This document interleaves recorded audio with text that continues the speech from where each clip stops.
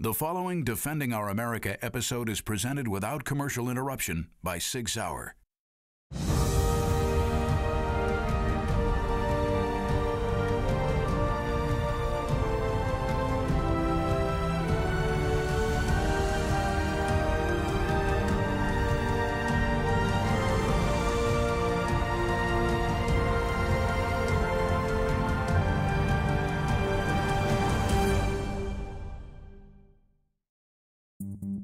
So we're constantly saying we need to be more secure, we need to be more secure.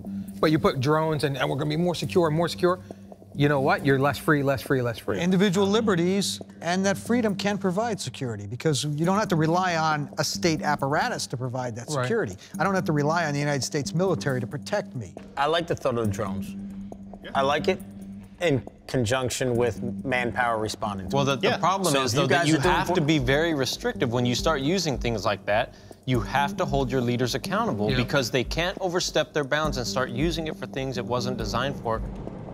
There's been times where we have absolutely needed drones. We've needed that piece of equipment because our traditional equipment, our helicopters, our planes, our ground units are ineffective.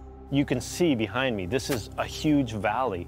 And so when the bad guys own the high points, it's impossible for us to do our job good because they know when we're here.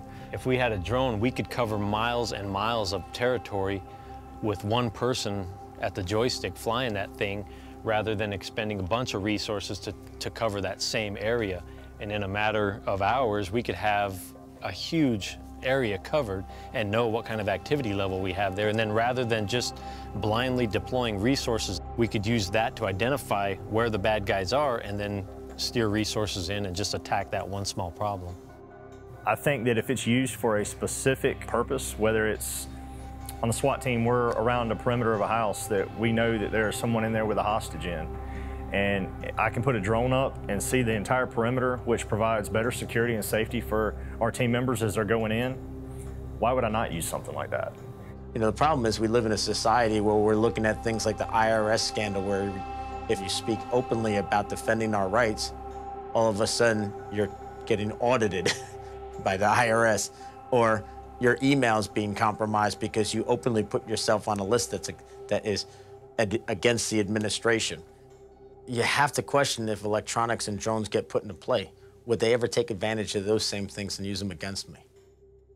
The actual environment of a home doesn't just extend to what's inside my front door and my back door. It also extends to what might be fenced in my yard.